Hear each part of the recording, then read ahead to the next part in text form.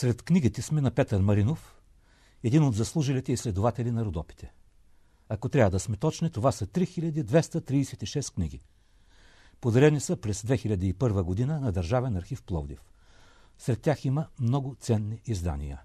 Някои от тях още от средата и дори от началото на 19 век. Сред тези ценни издания е един брой на списание National Geographic от август месец 1932 година. Забележително е с това, че в него има един огромен репортаж за България. Негов автор е Мейнард, професор по литература, американец. Той има интересна съдба. Целият му професионален път минава, дето се казва, в чужбина.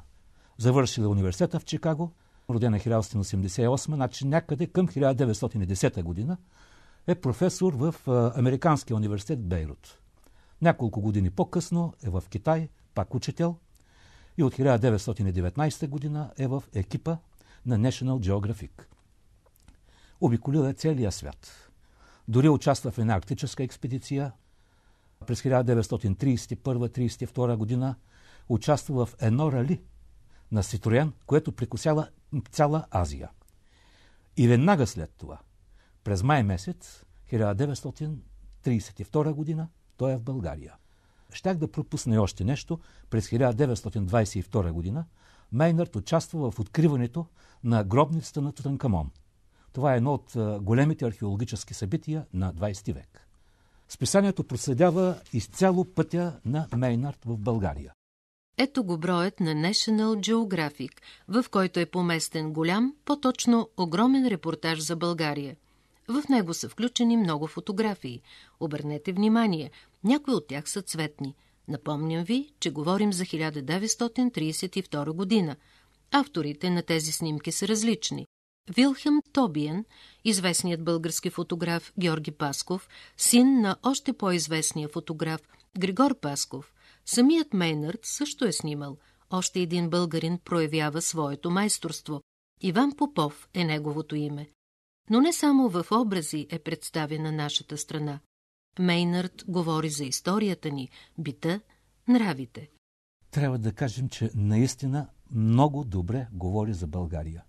Този човек, не знам колко време е проучвал предварително, но трябва да е доста. Не случайно идва по време, точно когато цъфтят розите, за да направи репортажа, но той добре се е подготвил.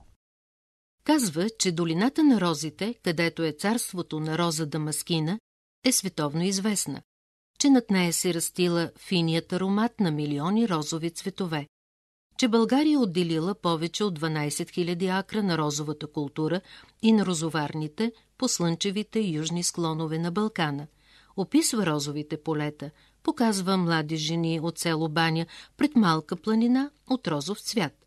Обяснява, че розовият цвят се бере преди да е разцъфнал напълно и с росата върху него, тъй като изсъхването на листата води до добиването на по-нискокачествено масло.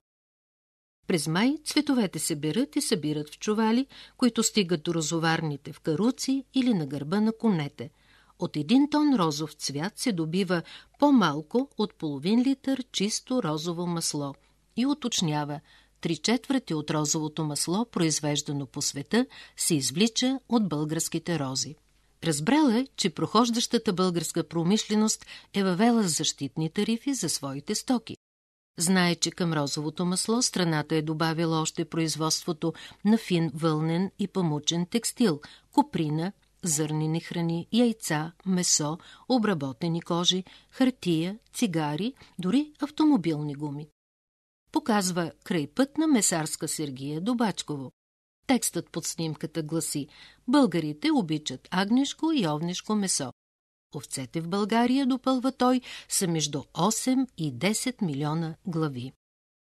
Може да се види и тютюнева нива в Южна България. Мейнард е наясно, че тютюнът е една от най-важните суровини за България и че съставлява 2/5 от стойността на износа. Много интересна е тази снимка под сянката на съхнещия тютюн в Перущица.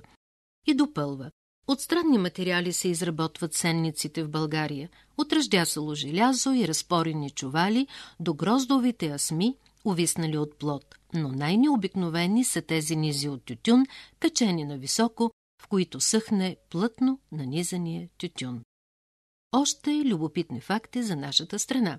Показва как се изсушават пашкулите на копринените буби. Не пропуска да съобщи, че България изнася 1/3 от коприната си под формата на пашкули. Или показва жена с хурка как проправя пътя напред. На село всички членове на българското семейство се включват в полската работа. Още един щрих. Хорото, отбелязва той, е българският национален танц и използва като текст под снимката наша поговорка: ако влезеш в селото, трябва да се хванеш и на хорото. След 1100 мили, изминати по пътищата на България, София, според Мейнард, изглежда по-урбанистична от всякога. Пазарен ден е, улиците са изпълнени с пришълци от селата. Докато през 1880 година София била малко градче, казва той, днес модерната столица на една земеделска държава е процъфтяващ град с 250 000 жители. И обобщава, през София всеки ден минава Ориент експресът, а на борда на самолета Стрелата на Ориента градът е на един ден приятен полет от Париж, чиято мода също започва да копира. Мейнард говори за един народ, който е в Европа и се държи по-европейски. Говори за това, че мюсюлманите не щат да си ходят в Турция, защото в България им е добре. Защото в страната няма никакви ограничения на техните права, защото те се чувстват свободни и щастливи. За Пловдив, като говори, казва, че това е люлката, гнездото, в което се излюпва българския театър. Практически е бил навсякъде. И в Търново е бил, и в Лудогорието е бил, и в Родопите е бил, Рила, Пирин, в Северна България ще видим белоградчишките скали, ще видим проходите, навсякъде. Там, където наистина има нещо забележително.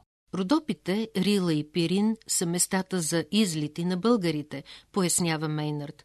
Там, където на времето революционерите са се криели от турците, днес градските жители бягат от своите грижи. Вечно зелените гори, бистрите планински езера и опасните пропасти очакват своите почитатели. За Бачковския манастир казва, че има дълга история и че е вторият по големина в България. Посетил е Бачковския манастир, Рилския манастир, Шипченския манастир. Ето в Бачковския манастир дори показва нещо много интересно, аз не го знаех въобще. Един свещник, който е направен от ветло на самолет. Това е все пак 1932 година. И накрая се питам, ако Мейнард днес беше жив, как ли би представил България на страниците на световно известното списание National Geographic?